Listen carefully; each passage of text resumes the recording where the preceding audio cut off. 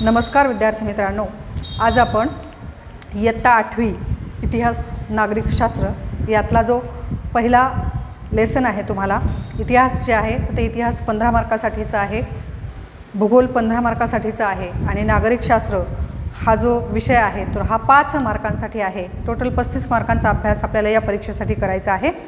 तर आजचं जे आपलं पहिलं लेक्चर आहे तर इतिहासाचं जे इतिहासाची साधने हे जे पहिलं लेक्चर आहे तर हे आपण आज घेतोय। पहा, इतिहास आपल्या विषयाचं नाव आहे आणि इतिहास म्हटल्यावर थोडंसं हसून आपण या लेक्चरला सुरुवात केली पाहिजे। कारण का तर जेवढ्या पॉझिटिव्ह माइंडने आपण लेक्चरला सुरुवात करणार तेवढ्या पॉझिटिव्ह वेव्ज आपल्या तयार होणार आणि तसा पॉझिटिव्ह अभ्यास आपण करत जाणार आणि 35 पैकी 35 मार्क तुम्ही या विषयामध्ये मिळवणार। तर चला तर मग आपण आज सुरुवात करूयात आपल्या पहिल्या प्रकरणाला, की जे आपलं पहिलं प्रकरण आहे इतिहासाची साधनं। हे तुम्ही इयत्ता 8वीमध्ये तुमची जी शाळा सुरू झाली त्या शाळेच्या वेळेस शिकलेला आहात। पहिलं प्रकरण तुमचं शाळेमध्ये शिकवून झालेलं आहे, तरी या प्रकरणाचा थोडक्यात सारांश आपण इथं बघणार आहोत। सारांश म्हणजे काय की तुम्ही जे शिकलात इयत्ता 8वीच्या पुस्तकामध्ये पहिला जो आपला पाठ आहे इतिहासाची साधने तो आपण शिकलो आहे आणि त्याच पाठावर आपल्याला प्रश्न विचारले जाणार आहेत परीक्षेमध्ये। तर त्याचा तो थोडासा गोषवारा आहे किंवा थोडासा सारांश आपण इथं बघणार आहोत। तर सगळ्यात आधी तर इतिहासाची साधनं जी आपल्याला पाहायची, इयत्ता 5वीमध्ये तुम्ही शिकलात, इयत्ता 6वीमध्ये तुम्ही शिकलात, इयत्ता 7वीमध्ये तुम्ही इतिहासाची साधने हा पहिलाच लेसन तुम्हाला त्याच्यामध्ये आहे। त्याच्यामुळे साधनांचे 3 प्रकार पडतात इतिहासाच्या साधनांची, हे तुम्हाला माहिती आहे। मग इतिहासाच्या साधनाची कोणते 3 प्रकार पडतात तर भौतिक साधने, लिखित साधने आणि मौखिक साधने अशा 3 मुख्य साधनांचा इतिहासाच्या याच्यामध्ये समावेश होतो। आणि चौथा प्रकार त्याच्यामधला आहे की त्याचप्रमाणे आधुनिक तंत्रज्ञानावर आधारित, म्हणजे आत्ताचं जे 20व्या शतकातलं जे युग आहे या 20व्या शतकामध्ये आधुनिक तंत्रज्ञान जे विकसित झालं तर त्याच्या आधारित दृक आणि श्राव्य अशा साधनांचा समावेशही इतिहासाच्या साधनांमध्ये केला जातो। त्याच्यानंतरचं आहे की भौतिक साधनं जी आहेत, मग भौतिक साधनांमध्ये कशाचा समावेश होतो तर उदाहरणार्थ की इतिहासाचे भौतिक जे साधनं आहेत त्याच्यामध्ये वस्तू आहे, वास्तू आहे, नाणी आहेत, पुतळे आहेत, पदके आहेत इत्यादी साधनांचा समावेश आपल्याला कशामध्ये करता येतो तर भौतिक साधनांमध्ये या साधनांचा समावेश होतो। नंबर 2 दुसरा आहे की इमारती व वास्तू। आता इथं थोड्याशा याच्यावर तुम्हाला प्रश्न विचारलेले आहेत, त्यातला दुसरा मुद्दा इथं घेतलेला आहे। पहा, इमारती, पूल, रस्ते, पाणपोया, कारंजा यासारख्या वास्तू ज्या बांधल्या गेल्या तर या इमारतीमध्ये प्रशासकीय कचेऱ्या असतील, अधिकाऱ्यांची तसेच नेत्यांची, क्रांतिकारकाची निवासस्थानं असतील, स्थानिकांचे राजवाडे असतील, किल्ले असतील, तुरुंग असतील इत्यादींचा समावेश त्या साधनांमध्ये आपल्याला करता येतो। त्याच्यानंतरचं आहे की पुतळे आणि स्मारके। मग पुतळे आणि स्मारके हेही कशामध्ये येतात, भौतिक साधनांमध्येच येतात। की महात्मा ज्योतिराव फुले असतील, लोकमान्य टिळक असतील, डॉक्टर बाबासाहेब आंबेडकर असतील, यांच्या घटना ज्या आहेत इतिहासात त्यांनी जे कार्य केलेलं आहे त्या कार्याची नोंद म्हणून घेतली गेली आणि या कार्याची नोंद करताना त्यांचे जे पुतळे बनवले गेले स्मृतिप्रित्यर्थ, तर ती स्मारके जे आहेत मग त्यांनी लिहिलेल्या ज्या घटना आहेत त्यांचा काळ, त्या घटनेशी संबंधित व्यक्ती इत्यादींची माहिती आपल्याला या भौतिक साधनांमध्ये मिळते। नंबर 2 दुसरा प्रकार आहे साधनांचा ज्याला लिखित साधने असं म्हटलेलं आहे। मग लिखित साधने कोणकोणती आहेत तर पत्रव्यवहार। पूर्वीच्या काळी पत्रव्यवहार केला जायचा, एका गावावरून दुसऱ्या गावी पत्र पाठवलं जायचं तर तो पत्रव्यवहार आहे। नियतकालिका आहेत, परदेशी व्यक्तींच्या नोंदी आहेत, फॅक्टरी रेकॉर्ड्स आहेत, वृत्तपत्रे आहेत, आत्मचरित्रे आहेत, चरित्रे आहेत आणि चरित्रात्मक जी पुस्तकं आहेत या पुस्तकांचा समावेश इतिहासाच्या या लिखित साधनांमध्ये होतोय। त्याच्यानंतरही वृत्तपत्रे आणि नियतकालिका जी आहेत तर त्या वृत्तपत्रांमधून आपणास समकालीन घटनांविषयी माहिती मिळते। पुढे आपण पाहणार आहोत की आपल्याला याच्यावर प्रश्न विचारलेला आहे वृत्तपत्रातून आपणास समकालीन म्हणजे काय की त्यावेळेसच्या घडलेल्या ज्या घटना आहेत त्या घटनांचा अभ्यास आपल्याला करायला मिळतोय। तर तो कशाच्या माध्यमातून आपल्याला कळायला मिळतो तर वृत्तपत्रे आणि नियतकालिके ह्याच्यामधून आपल्याला समकालीन घटनांविषयी काय होते, भूतकाळात घडून गेलेल्या ज्या माहिती आहे त्या माहितीच्या माध्यमातून आपल्याला त्या घटनांच्या माध्यमातून, वृत्तपत्राच्या माध्यमातून घटनांविषयी आपल्याला काय मिळते, त्यावेळेस घडलेल्या ज्या घटना आहेत त्यांची माहिती आपल्याला त्याच्यामध्ये मिळते. मग त्याच्यामध्ये स्वातंत्र्यपूर्व काळात काय काय साधनं होती किंवा कोणत्या साधनांचा वापर केला जायचा, तर स्वातंत्र्यपूर्व काळामध्ये ज्ञानोदय असेल, ज्ञानप्रकाश असेल, केसरी असेल, दिनबंधू असेल, अमृत बाजार पत्रिका असेल, यासारखी वृत्तपत्रे लोकजागृतीसाठी महत्त्वपूर्ण साधनं त्या ठिकाणी वापरली गेली. लिखित म्हणजे काय, की जे लिहिलेल्या स्वरूपामध्ये आपल्याला पुरावे उपलब्ध आहेत त्या साधनांना आपल्याला काय म्हणायचं आहे, लिखित साधने असं म्हणायचं आहे. मग हे जे लिखित साधने आहेत तर त्यावेळेस एवढ्या प्रकारची लिखित साधनं उपलब्ध होती आणि त्याच्या माध्यमातून समकालीन घटनांची माहिती आपल्याला मिळत होती. त्याच्यात थोडंसं पुढे गेल्यानंतर डॉक्टर बाबासाहेब आंबेडकर जे आहेत त्या बाबासाहेब आंबेडकरांनी 1920च्या जानेवारी महिन्यात मूक नायक हे पाक्षिक सुरू केले. आता डॉक्टर बाबासाहेब आंबेडकरांनी 1920च्या जानेवारी महिन्यात मूक नायक हे पाक्षिक सुरू केले. त्याचा पुढे सारांश रूपाने डॉक्टर बाबासाहेब आंबेडकरांनी एप्रिल 1927मध्ये बहिष्कृत भारत हे पत्र सुरू केले. आता पत्र हे सुरू केलं तर तुमच्या पुस्तकामध्ये एक चित्र तुम्हाला दिलेलं आहे बहिष्कृत भारत याचं, ते तुम्ही पाहून अजून त्याचं जास्त तुम्हाला तिथं जास्त नोंदी कळतील की त्यावेळेसचं कसं होतं बहिष्कृत भारत, त्याचं एक पिक्चर तुमच्या मनामध्ये राहील आणि त्या पिक्चरवर आधारित त्याच्याशी संबंधित कोण व्यक्ती आहे असा अभ्यास जर आपण केला तर तो लक्षात ठेवायला खूप सोपा जाईल. त्याच्यानंतर पहा नकाशे व आराखडे, तर ब्रिटिश काळामध्ये स्थापन झालेला सर्वे ऑफ इंडिया आहे, तर या स्वतंत्रपणे विभागामध्ये भारताचे जे समावेश केला गेला, भारताच्या विविध प्रांतांचे, शहरांचे शास्त्रशुद्ध पद्धतीने सर्वेक्षण करून नकाशे तयार केलेले आहेत. आता इथे पुढे आपण पाहणार आहोत की नकाशे आणि आराखडे, नकाशे गुगल मॅप्सच्या साहाय्याने तयार केले जातात. आता आत्ताचं जे आधुनिक तंत्रज्ञान विकसित झालेलं आहे, आपण काय करतो पहा, आपल्याला गावाकडे जायचं असतं आणि एखाद्या नवीन गावी आपण जेव्हा जात असतो आपल्याला रस्ता माहीत नसतो, तेव्हा आपण हल्ली काय करतो, मोबाईलला GPS लावतो आणि त्या GPS वरून आपण तो रस्ता शोधत जाऊन लेफ्ट टर्न, लाईट टर्न, त्या स्वीट आवाजामध्ये, गोड आवाजामध्ये ती लेडीज आपल्याला सांगता येते 5 metres ahead, 5 metres left, 5 metre right, अशा सूचना ती देते आणि तशा माध्यमातून आपण तिथं जाण्याचा प्रयत्न करतो. तर अशा पद्धतीने जे नकाशे आहेत, तर ह्या नकाशे ब्रिटिश काळामध्ये स्थापन झालेले जे सर्वे ऑफ इंडिया आहे, या स्वतंत्र विभागाने भारताच्या आणि भारताच्या विविध प्रांताचे, शहरांचे शास्त्रशुद्ध पद्धतीने सर्वेक्षण करून काय तयार केलेलं आहे, नकाशे तयार केलेले आहेत. तिसरा प्रकार आहे की मौखिक साधने. मौखिक साधने म्हणजे काय, की जे तोंडाच्या साहाय्याने मुखोद्गत आपण पाठांतर करतो तशा पद्धतीचं मौखिक, मुखाच्या माध्यमातून ज्या गोष्टी इतिहासामध्ये घडून गेलेल्या आहेत त्या गोष्टींची माहिती आपल्याला मिळते, तर त्या साधनांना काय म्हणायचं, मौखिक साधनं असं म्हणायचं. आता पहा, लोकगीतं असतील, पोवाडे असतील, लोककला असतील, प्रसंग वर्णने असतील, मुलाखती असतील, कलापथके असतील, ओव्या असतील, स्फूर्तिगीते असतील किंवा दुःखश्राव्य साधने, हा त्याचा पुढचा प्रकार आहे. पहा, या इत्यादी साधनांचा समावेश कशामध्ये होतो, तर मौखिक साधनांमध्ये होतो. लोकगीते, पोवाडे, पहा शिवाजी महाराजांची जयंती पुण्यतिथीला खूप छान पोवाडे आपल्याला ऐकायला मिळतात, एक प्रकारची स्फूर्ती आपल्याला त्याच्यामध्ये मिळते. त्याच्यानंतर लोककथा, पूर्वी काय व्हायचं पहा, पूर्वी 12 वलुतेदार पद्धती होती आणि या 12 वलुतेदार पद्धतीमध्ये एक सोंगाड्या सोंग घेऊन यायचा आणि प्रत्येक गावातल्या प्रत्येक बहुरूपी त्याला म्हणायचे, तो फिरायचा आणि हा बहुरूपी काय करायचा, तर अशा वेगवेगळ्या लोकांचं प्रतिनिधित्व करून ते मुखवटे धारण करून तो भूमिका तो करायचा. मग त्याच्यामध्ये शेतकऱ्याची व्यथा मांडलेली असेल, त्याच्यामध्ये आपण पाहतोय की एखादी कथा त्याने सांगितलेली असेल, एखाद्या प्रसंगाचं वर्णन तो सांगायचा.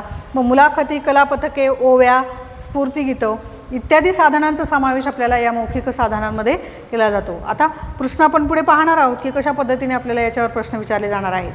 त्याच्यानंतरचं आत्ताच नव्याने म्हणजे आधुनिक तंत्रज्ञानाचा जेव्हा 20व्या शतकामध्ये वापर सुरू झाला तेव्हा चौथा प्रकार त्याच्यातनं आपल्याला पाहायला मिळतोय, दृकश्राव्य साधने. आता दृक म्हणजे काय, की जे दृश्य स्वरूपामध्ये आपल्याला दिसतंय त्याला म्हणायचं दृक, आणि श्राव्य म्हणजे काय, की जे आपल्याला ऐकायला येतंय म्हणजे असं साधन की जे आपण पाहू पण शकतो आणि आपण त्याला ऐकू पण शकतो, अशा साधनांना काय म्हणायचं आहे? अशा साधनांच्या माध्यमातून जेव्हा आपल्याला इतिहास ऐकायला मिळतो, पाहायला मिळतो, घटना पाहायला मिळतात, तेव्हा त्यांना काय म्हटलं जातं? दृकश्राव्य साधनं असं म्हटलं जातं. मग दृकश्राव्य साधनं जे आहेत तर त्याच्याही पुन्हा 3 प्रकार पडतात. नंबर 1 आहे छायाचित्र. आता हे छायाचित्र आहे तर आधुनिक भारताच्या इतिहासामध्ये दृक स्वरूपाची साधने आपल्याला छायाचित्राच्या माध्यमातून त्याचा इतिहास किंवा त्याची माहिती मिळते. नंबर 2 की ध्वनिमुद्रित. छायाचित्रण केल्याप्रमाणेच ध्वनिमुद्रण तंत्राचाही महत्त्वाचा शोध ह्या 20व्या शतकामध्ये लागला आणि त्याच्या माध्यमातूनही आपल्याला इतिहास जाणून घेता येतो. आणि चित्रपट की हा आधुनिक तंत्रज्ञानाचा एक आगळावेगळा आविष्कार मानला जातो आणि चित्रपटाची सुरुवात जी आहे तर ते 20व्या शतकात चित्रपट तंत्रज्ञान मोठ्या प्रमाणामध्ये आपल्याला पाहायला मिळतं. मग दादासाहेब फाळकेंनी इसवी सन 13मध्ये भारतीय चित्रपटसृष्टीची मुहूर्तमेढ रोवली. दादासाहेब फाळके जे आहेत तर यांनी चित्रपटसृष्टीमध्ये याची भारतीय चित्रपटसृष्टीची मुहूर्तमेढ रोवली, म्हणजे त्यांनी सुरुवात दादासाहेब फाळकेंनी केलेली आहे. आता पहा की आपण पाहिलं की भौतिक साधनं आहेत, लिखित साधनं आहेत, मौखिक साधनं आहेत आणि दृकश्राव्य साधने आहेत. तुम्हाला आत्तापर्यंत कळालं आहे की याच्यामध्ये आपल्याला कशाचा समावेश होतो. तर इन शॉर्टमध्ये आपण पाहूयात की त्याचा कसा समावेश होतो. तर आता पहा की लिखित साधने अशा स्वरूपामध्ये जर तुम्ही चार्ट बनवला आणि चार्ट जर तुम्ही लक्षात ठेवला की लिखित साधनांमध्ये काय येत आहे? पत्रव्यवहार येत आहेत, परदेशी व्यक्तींच्या नोंदी येत आहेत, वृत्तपत्र येत आहे, चरित्र येत आहे, पुस्तकं येत आहेत, आत्मचरित्र येत आहे, फॅक्टरी रेकॉर्ड्स येत आहे आणि नियतकालिकं येते. हा चार्ट्स तुम्ही काढायचा आहे. हा चार्ट्स तुम्ही व्यवस्थित अभ्यास करून जर त्याचा ठेवला तर लिखित साधनांवर कुठलाही प्रश्न जर आपल्याला पडला तर त्याचं उत्तर आपलं चुकणार नाही. त्याच्या पुढे जाऊयात. पहा, दुसरा प्रकार आहे मौखिक साधने. आता मौखिक साधने आहेत तर मौखिक साधनांमध्ये कशाचा समावेश होतो आहे? स्फूर्तिगीते, लोकगीते, पोवाडे, लोककथा, ओव्या, मेळे, जलसे, कलापथके, मुलाखती आणि प्रवास वर्णने असा समावेश या मौखिक साधनांमध्ये होतो आहे. आता ओव्या पूर्वी जात्यावर पहा बायका दळण दळायच्या आणि खूप साऱ्या इतिहास काय घडून गेला आहे तर त्या ओव्याच्या माध्यमातून आपल्याला इतिहासाची माहिती मिळते. स्फूर्तिगीतं की जे प्रेरणा आपल्यामध्ये निर्माण करतात अशा गीतांना काय म्हणायचं? स्फूर्तिगीतं. लोकगीतं की ज्याच्यामध्ये लोकसंगीत, भारतीय संस्कृती जी आहे, भारतीय संस्कृतीचा इतिहास जो आहे तो लोकगीतांच्या माध्यमातून आपल्याला कळतो. पोवाडे की एखाद्या व्यक्तीचा शिवाजी महाराजांविषयी जी त्यांच्या ज्या स्वातंत्र्यासाठीचे जेवढे प्रसंग घडलेले आहेत त्या प्रसंगाचं चित्र आपल्या डोळ्यासमोर या पोवाड्यांच्या माध्यमातून काय राहतं? उभं राहतं. लोककथा, वेगवेगळ्या लोककथा सांगितलेल्या आहेत. प्रसंग वर्णन, वेगवेगळ्या प्रसंगाचं वर्णन इतिहासामध्ये त्याच्या नोंदी आहेत आणि त्या नोंदींचं आपल्याला प्रसंगाच्या स्वरूपामध्ये व्याख्यान, शिवव्याख्यान होतं. पहा, अशा शिवव्याख्यानामध्ये वेगवेगळे प्रसंग महाराजांबद्दल सांगितले जातात किंवा इतिहासातली घटनांबद्दल सांगितले जातात.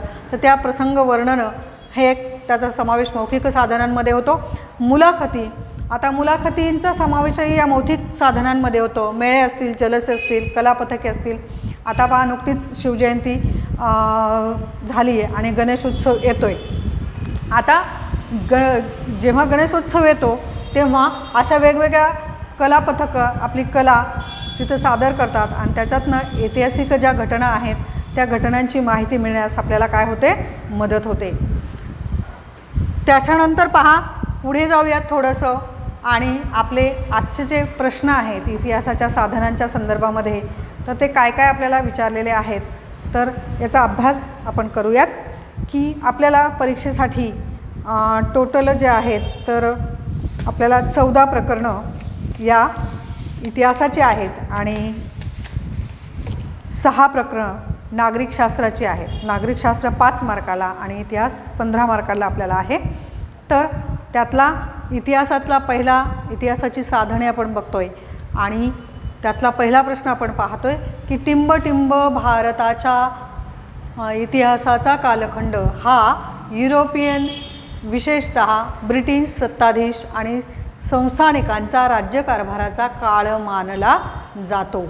आता आपल्याला काय करायचं आहे, 4 पर्याय आपल्याला दिलेले आहेत। वाचन जर आपलं इतिहासाचं परफेक्ट असेल, लाईन टू लाईन जर आपण लेसन वाचलेला असेल तर ही उत्तरं आपल्याला पटपट येतात आणि पटपट त्या ठिकाणी काय होतात, उत्तरं आपल्याला सोडवता येतात। तुम्ही हे शिकलेलं आहात, मी आत्ताही तुम्हाला सारांश सांगितलेला आहे आणि त्या माध्यमातूनच आपल्याला या प्रश्नांची उत्तरे शोधायची आहेत। पहा, भारताच्या इतिहासाचा कालखंड हा युरोपियन विशेषतः ब्रिटिश सत्ताधीश आणि संस्थानिकांचा राज्यकारभाराचा काळ मानला जातो।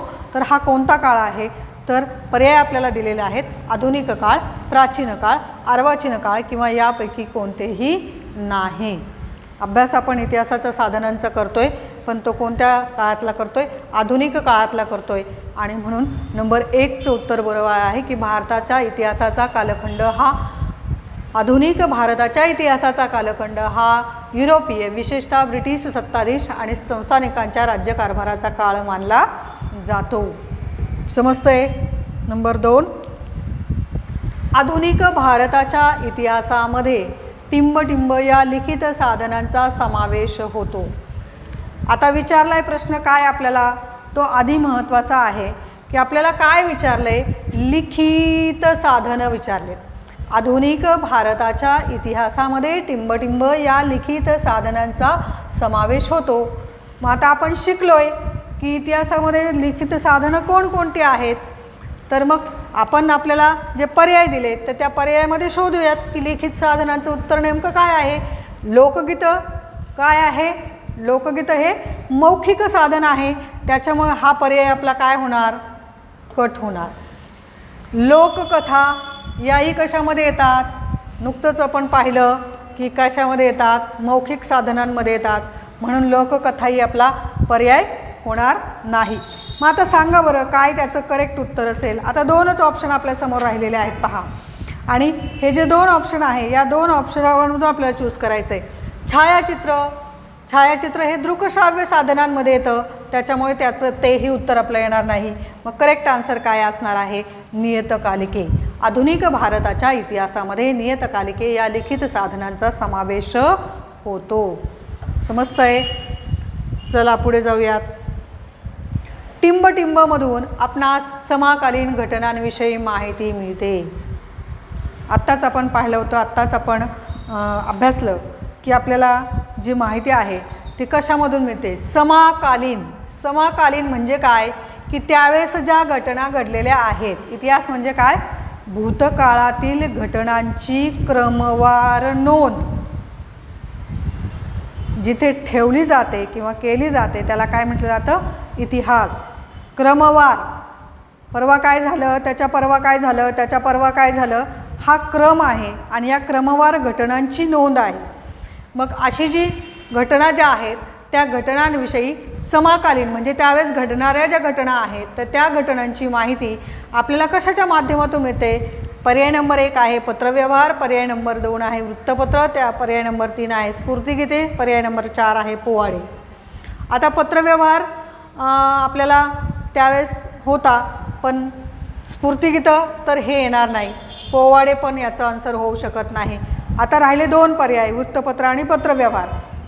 तर वृत्तपत्र आणि पत्रव्यवहार याच्यामध्ये आपल्याला कशाचा समावेश होतो आहे की समकालीन म्हणजे त्यावेळेसच्या। पत्रव्यवहारातून माहिती मिळेल का, नाही मिळणार। तर वृत्तपत्र जर त्यावेळेसचे आहेत, त्यावेळेसचे जर वृत्तपत्र तुम्ही जर गुगलला गेलात आणि तुम्ही जर सर्च केलं या दिवशीचा पेपर तर तुम्हाला तिथं माहिती मिळू शकते, तशा पद्धतीची माहिती तुम्ही मिळवू शकता। मग करेक्ट उत्तर काय आहे की वृत्तपत्रामधून आपणास समकालीन घटनांची माहिती मिळते। नेक्स्ट क्वेश्चन, चला पुढे जाऊयात। स्वातंत्र्यपूर्व काळात टिंबटिंब हे लोकजागृतीचे महत्त्वपूर्ण साधन होते। शब्द काय वापरलाय पहा, स्वातंत्र्यपूर्व काळात म्हणजे कोणता काळ आहे, 15 ऑगस्ट 1947 पूर्वीचा आहे। म्हणजे त्या स्वातंत्र्यापूर्वी स्वातंत्र्यपूर्व काळात टिंबटिंब हे लोकजागृतीचे महत्त्वाचे साधन होते. आता पहा पर्याय काय दिलाय. पर्याय नंबर 1 छायाचित्रे, पर्याय नंबर 2 मूकनायक, पर्याय नंबर 3 ध्वनिमुद्रिते, पर्याय नंबर 4 दीनबंधू. आता आपण ज्या साधनांचा वापर केला जातो ती साधनं पाहिलीत सर्व, आणि त्याच्यामुळे छायाचित्र, ध्वनिमुद्रिते, छायाचित्रे नाही, मूकनायक नाही, ध्वनिमुद्रितेही नाही, आणि याचं करेक्ट उत्तर आहे की दीनबंधू. स्वातंत्र्यपूर्व काळामध्ये दीनबंधू हे जे लोकजागृतीचं महत्त्वाचं साधन होतं त्यावेळेस ह्या दीनबंधू वृत्तपत्रांमधून आपल्याला काय कळायची, लोकांना जागृत केलं जायचं. कशामध्ये, कशासाठी, कारण इंग्रज आपल्यावर काय करत होते, राज्य करत होते, जुलूम जबरदस्ती करत होते. लोकांना त्या परिस्थितीची जाणीव व्हावी, लोकांना ती परिस्थिती समजावी, याच्यासाठी त्यावेळेस काही मोबाईल वगैरे उपलब्ध नव्हते आता जसे तुमच्याकडे आहेत तसे. म्हणजे काय की त्यावेळेस जे माध्यम होतं लोकजागृतीचं ते काय होतं, दीनबंधू. तर हे त्याचं करेक्ट उत्तर आहे किंवा परफेक्ट उत्तर आहे. त्याच्यानंतरचा 5वा प्रश्न आहे पहा. टिंबटिंब काळात वृत्तपत्रे केवळ राजकीयच नव्हे तर सामाजिक प्रबोधनाविषयीही साधन म्हणून काम करत होती. आता काळ कोणता होता पहा. आपण स्वातंत्र्यापूर्वीचा काळ होता.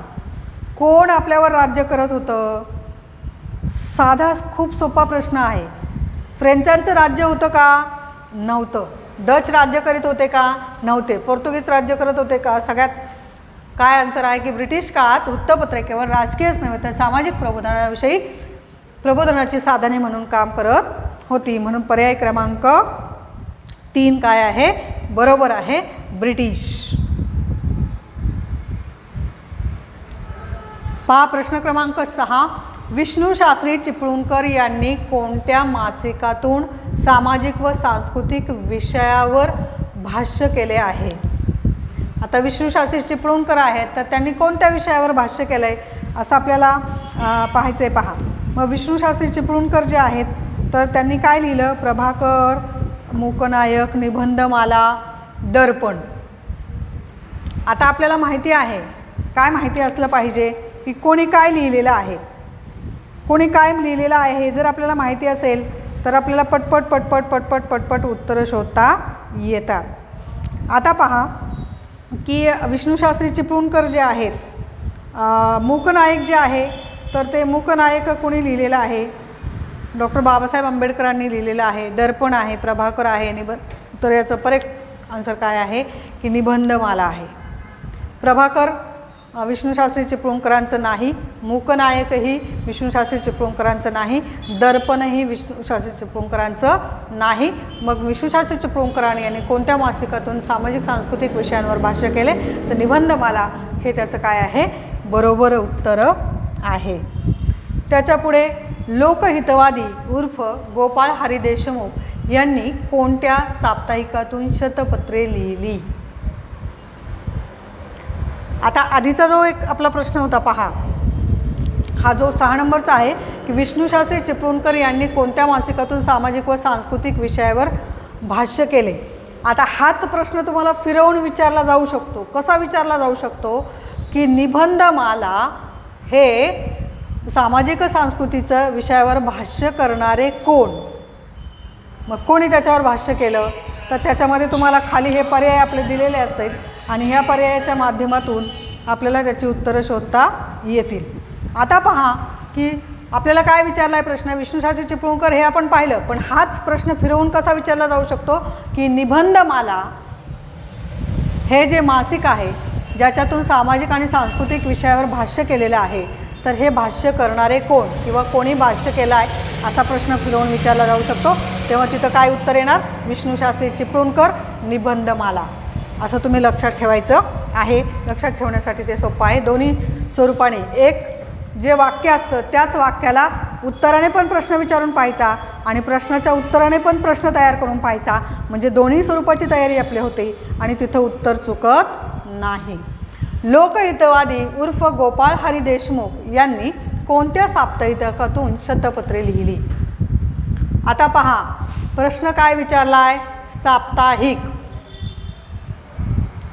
आता मला सांगा, जे दररोज प्रसिद्ध होते, दररोज प्रसिद्ध होणारं काय आहे, त्याला काय म्हटलं जातं? दैनिक. बरोबर. 7 दिवसांनी प्रसिद्ध होणारं जे आहे त्याला काय म्हटलं जातं? साप्ताहिक. तुम्हाला माहिती आहे, पण थोडीशी रिव्हिजन. 15 दिवसांनी जे प्रकाशित केलं जातं त्याला काय म्हटलं जातं? पाक्षिक. त्याच्यानंतर 1 महिन्यानी जे प्रसिद्ध होतं त्याला काय म्हटलं जातं? मासिक. त्याच्यानंतर 3 महिन्यांनी जे प्रकाशित होतं त्याला काय म्हटलं जातं? त्रैमासिक.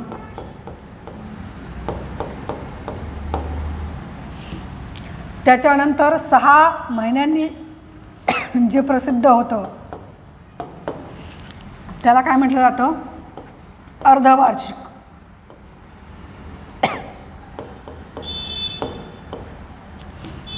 आणि 1 वर्षांनी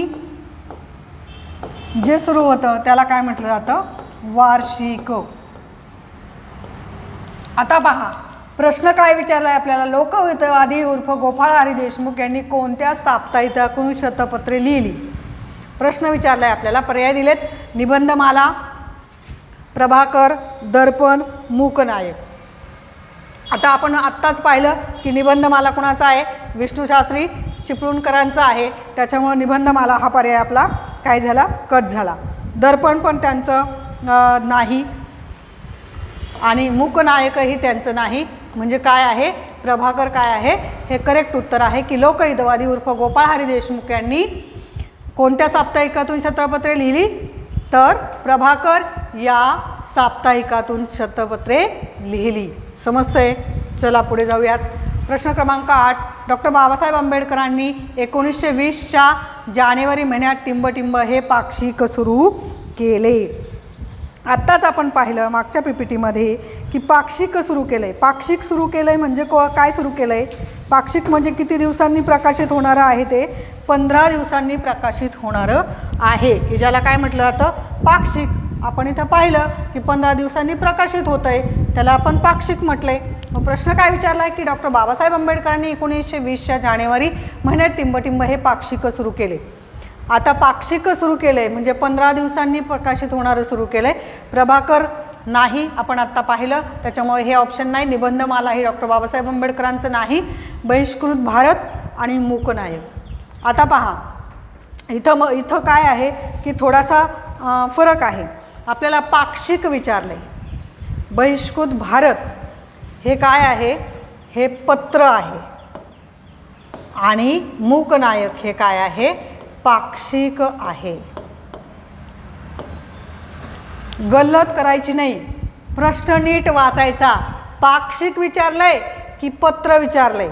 पत्र विचारलं तर उत्तर काय येणार? बहिष्कृत भारत. आणि पाक्षिक विचारलं तर उत्तर काय येणार? मूकनायक. मूकनायक काय आहे? पाक्षिक आहे. आणि या पाक्षिकाच्या माध्यमातून त्यांनी काय लेख बिक आपल्या इतिहासातील घटना ज्या आहेत त्या सगळ्यांची आपल्याला जी माहिती मिळते ते मूकनायक सुरू केलं आहे. त्याच्यानंतर बहिष्कृत भारत हे काय आहे? पत्र आहेत. मग दोन्ही स्वरूपाचा प्रश्न आपल्याला विचारला जाऊ शकतो की डॉक्टर बाबासाहेब आंबेडकरांनी 1920च्या जानेवारी महिन्यामध्ये टिंबटिंब हे पाक्षिक सुरू केलं आहे. तर आपल्याला काय विचारलं आहे? पाक्षिक विचारलं आहे. तर करेक्ट आन्सर काय आहे? मूकनायक. पुढचा प्रश्न पाहूयात.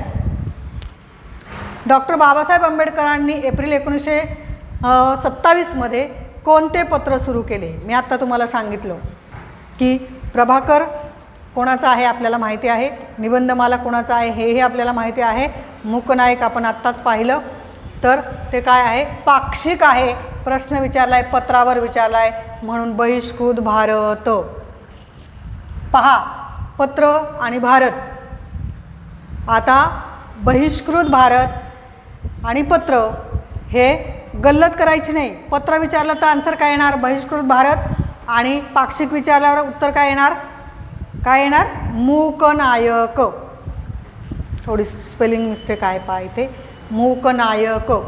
आता पहा, डॉक्टर बाबासाहेब आंबेडकरांनी 1927मध्ये विचारलं तर काय आहे बहिष्कृत भारत, आणि 1920मध्ये कोणतं पाक्षिक सुरू केलं ते विचारलं तर त्याचं उत्तर काय आहे मूकनायक. अशा दोनही पद्धतीने तुम्हाला ते लक्षात ठेवता येईल.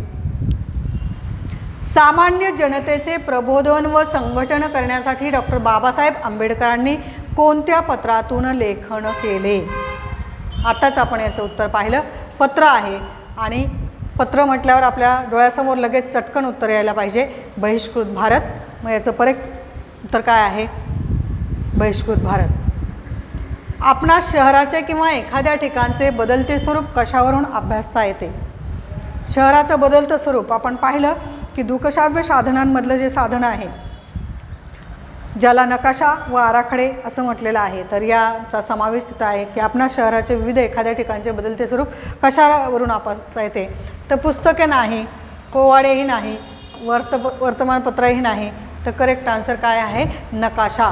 वेगवेगळ्या ठिकाणाचे पहा, जर तुम्ही भूगोलमध्ये जिओग्राफीमध्ये MA केलं भूगोल आणि त्याच्यानंतर जिओ इन्फॉर्मॅटिक्स हा जो कोर्स आहे एक साधारणतः 1 वर्षाचा तो कोर्स आहे जो बेंगलोरला केला जातो की ज्याच्या माध्यमातून तुम्हाला वेगवेगळे असे नवीन ठिकाणं जे आहेत आपल्या त्या GPS मध्ये टाकण्याचं ट्रेनिंग किंवा तो कोर्स आहे की ज्याला जिओ इन्फॉर्मॅटिक्स म्हटलं जातो.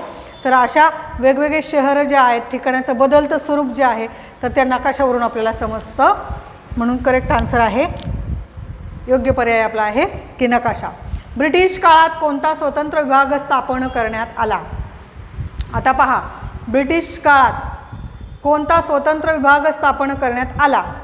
आता आपण आधीच पाहिलं, काय पाहिलं? पहिला पर्याय आहे सर्वे ऑफ इंडिया, दुसरा आहे की gateway of India, survey of तिसरा पर्याय चुकला, यापैकी कोणतेही नाही.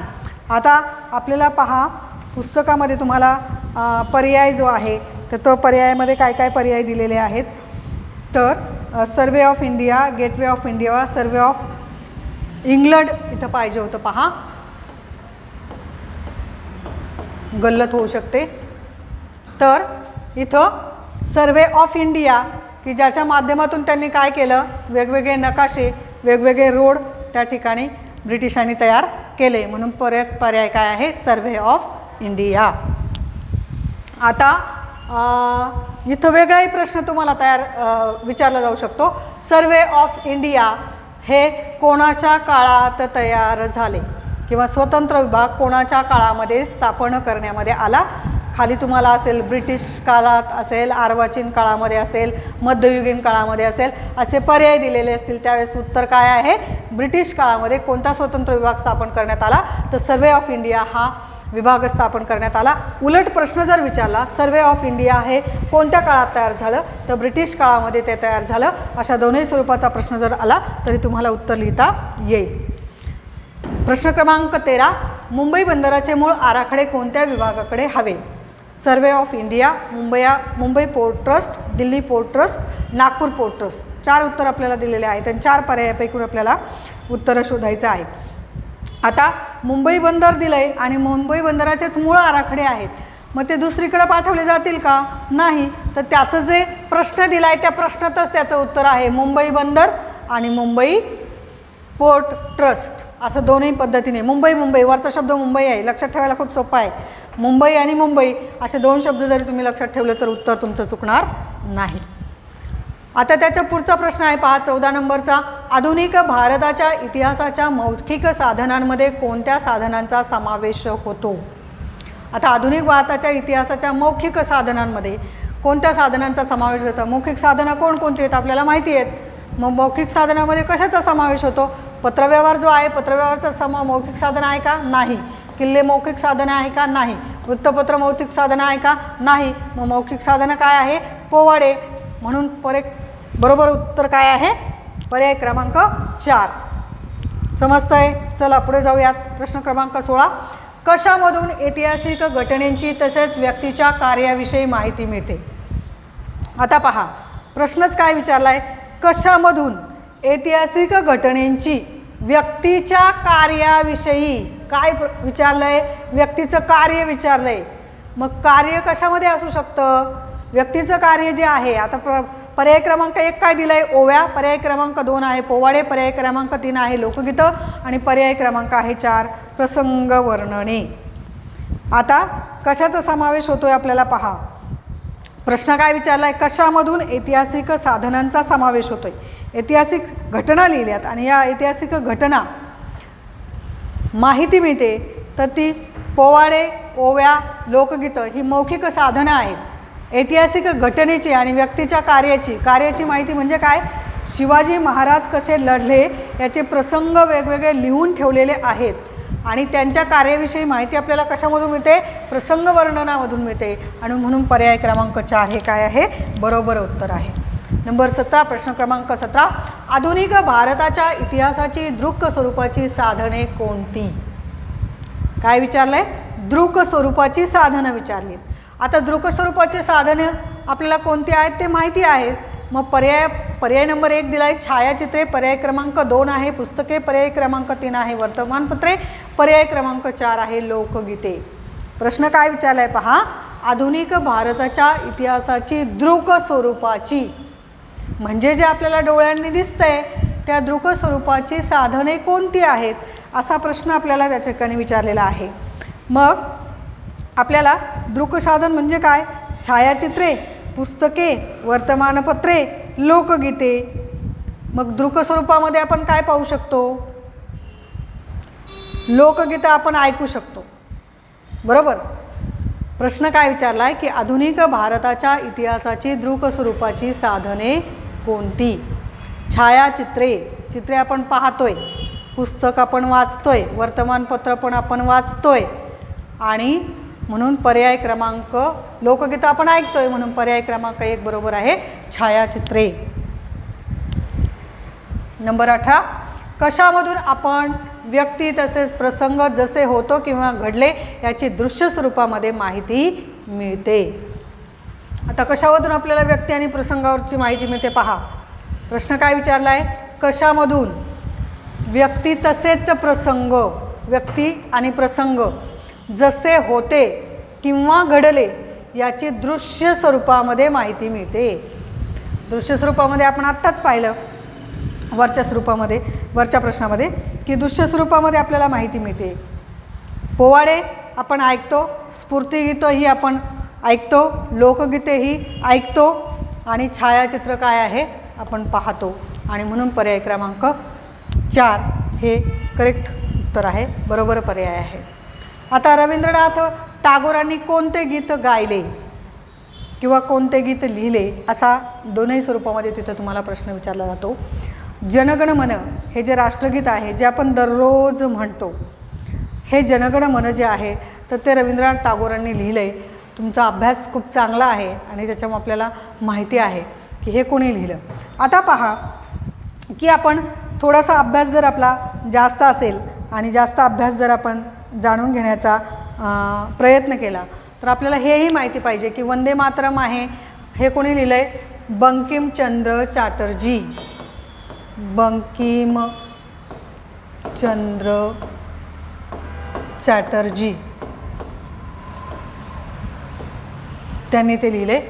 जनगण मन हे रवींद्रनाथ टागोरांनी लिहिले आणि महाराष्ट्र गीत आहे हे जे महाराष्ट्र गीत आहे तर हे याचं जे बोल आहेत तर राजा बढे यांनी या महाराष्ट्र गीताचे बोल लिहिलेले आहेत आणि राजा बढे किंवा काही पुस्तकांमध्ये बळे पण आहे म्हणजे कसं बडे बदे असो. महाराष्ट्र गीत राजा बढे यांनी हे याचे बोल लिहिलेले आहेत आणि श्रीनिवास खळे जे आहेत संगीतकार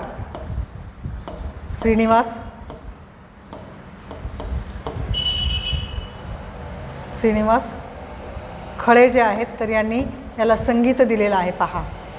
आणि महाराष्ट्र गीत हे आपल्याला महाराष्ट्र राज्य जे आहे आपलं तर महाराष्ट्र राज्याला राज्यगीत असणारं आपलं जे महाराष्ट्र राज्य आहे तर ते किती क्रमांकाचं आहे? ते 13व्या क्रमांकाचं आहे.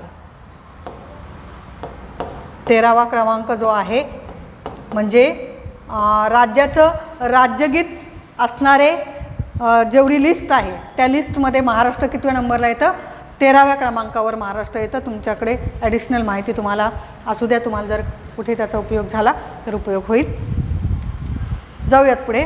आधुनिक भारताच्या इतिहासाच्या अभ्यासात कोणते श्राव्य साधन म्हणून वापरता येते? आता पहा, विचारलं आहे काय? श्राव्य साधन विचारलं आहे. आधुनिक भारताच्या इतिहासाच्या अभ्यासात कोणते श्राव्य साधन म्हणून वापरता येते? आता श्राव्य साधनांमध्ये सगळ्याच याचा समावेश होतो. लोककथा ज्या आहेत, लोककथा आपण सांगितल्या जातात, स्फूर्तिगीतं आपण ऐकतो, लोकगीतं आपण ऐकतो, पण त्याचं करेक्ट पर्याय आहे तुमच्या पुस्तकामध्ये तुम्हाला त्याचा रेफरन्स दिलेला आहे की सुभाषचंद्र यांचे जे भाषण आहे तर त्या भाषणाचा समावेश आपण श्राव्य साधनांमध्ये करता येतो. प्रश्न क्रमांक 21, भारतीय चित्रपटसृष्टीची मुहूर्तमेढ केव्हा रोवली? आता भारतीय चित्रपटसृष्टी जी आहे तर या भारतीय चित्रपटसृष्टीची मुहूर्तमेढ ही 1913 साली रोवली गेली. 10 नाही, 11 नाही, 12 नाही, 13. आता पहा, 2000 काय चालू आहे? 23 चालू आहे. लक्षात कसं ठेवायचं? या 23च्या काय करायचं आहे? 10 वर्ष मागं जायचं आहे. म्हणजे आपल्याला काय उत्तर मिळणार आहे? 13 उत्तर मिळणार आहे. 1923. लक्षात कसं ठेवायचं आहे? पहा, भारतीय चित्रपटसृष्टीची मुहूर्तमेढ केव्हा रोवली? आता 2023 चालू आहे. 23मधून जर आपण 10 वजा केले तर 13 उत्तर येतं. मग 1913 हा आपला करेक्ट पर्याय असेल. भारतीय चित्रपटसृष्टीची मुहूर्तमेढ 1913मध्ये रोवली गेली. मग त्याच्या पुढचा प्रश्न, त्याच्याचवर आधारित भारतीय चित्रपटसृष्टीची मुहूर्तमेढ कोणी रोवली? आता रवींद्रनाथ चित्रपटसृष्टी 20व्या शतकातलं आहे आणि 20व्या शतकातलं आहे तर हे सगळं पहा, रवींद्रनाथ टागोरांनी काय लिहिलं आहे? जनगणमन लिहिलं आहे. त्याच्यामुळे चित्रपटसृष्टी नाही. डॉक्टर बाबासाहेब आंबेडकर मूकनायक आहे त्याच्यामुळे समावेश नाही. महात्मा ज्योतिराव फुले शेतकऱ्यांचा आसूड आहे त्याच्यामुळे इथं समावेश नाही. तो पर्याय क्रमांक 1 आपलं काय आहे? बरोबर उत्तर आहे. दादासाहेब फाळके यांनी भारतीय चित्रपटसृष्टीची मुहूर्तमेढ रोवली आणि किती साली? तर 1913 साली चित्रपटसृष्टी सुरू झाली. पुढच्या साधनांकडे जाऊयात की पुढचा प्रश्न पहा, भौतिक साधने कोणत्या ठिकाणी जतन करून ठेवले आहेत? भौतिक साधनं कुठं जतन करून ठेवले जातात? ग्रंथालय आहे, अभिलेख आहे, रजिस्टरमध्ये यापैकी कोणतेही नाही. असे 4 पर्याय आपल्याला दिलेले आहेत. तर या 4 पर्यायांपैकी आपल्याला एका पर्यायाचं उत्तर निवडायचं आहे की भौतिक साधनं जी आहेत रजिस्टरमध्ये त्याची नोंद नसते किंवा यापैकी नाही, ग्रंथालयामध्ये नाही, अभिलेखा याच्यामध्ये याचा सगळ्यांचा समावेश होतो आणि म्हणून भौतिक साधनं एकत्रित जिथं जपन करून ठेवले जातं त्याला अभिलेखागार असं म्हटलं जातं. अभिलेखात ते काय केले जातात? जतन करून ठेवले जातात. समजतंय? चला पुढचा प्रश्न क्रमांक 24, इतिहासाच्या साधनांमधील ठिबक साधने आधुनिक तत्त्वज्ञानावर आधारित आहेत. इतिहासाच्या साधनांमधील साधने आधुनिक तंत्रज्ञानावर, थोडीशी स्पेलिंग मिस्टेक आहे पहा. प्रश्न काय विचारलेला आहे आपल्याला? तत्त्वज्ञान नाही तर तिथं काय विचारलेला आहे प्रश्न? तंत्रज्ञानावर आधारित आहे. थोडी दुरुस्ती आहे पहा. तंत्रज्ञानावर आधारित आहे. इतिहासाच्या साधनांमधील ठिबक साधने आधुनिक तंत्रज्ञानावर आधारित आहेत. आता आधुनिक तंत्रज्ञान म्हणजे काय की आपल्या डोळ्यासमोर लगेच 3 प्रकार यायला पाहिजे दृकश्राव्य साधनाची. त्याच्यामध्ये काय असतील? त्याच्यामध्ये छायाचित्रात असतील, ध्वनिमुद्रित असतील, 3 प्रकार आपण पाहिले आणि चित्रपट असतील. दृकश्राव्य साधनाचे 3 प्रकार आपल्याला माहिती आहेत. मग दृकश्राव्य साधनांमध्ये आधुनिक तंत्रज्ञानामध्ये लिखितचा समावेश होत नाही, मौखिकचा समावेश होत नाही, भौतिकचा समावेश होतच नाही. तो करेक्ट आन्सर काय आहे? पर्याय क्रमांक 4 दृकश्राव्य साधने. आता पहा प्रश्न क्रमांक 25, पुण्यातील टिंबटिंब या गांधी स्मारक संग्रहालयात गांधीजींच्या इतिहासांविषयी माहिती मिळते. आता पुण्यात विचारले, ठिकाण विचारले. पुण्यात साबरमती आश्रम कुठं आहे ते तुम्हाला माहिती आहे. सेल्युलर जेल कुठं आहे तेही तुम्हाला माहिती आहे. लक्ष्मीविलास पॅलेस कुठं आहे हेही तुम्हाला माहिती आहे. मग आता पुण्यात काय आहे? तुमच्या पुस्तकामध्ये एक चित्र तुम्हाला दाखवले आहे आगाखान पॅलेसचं.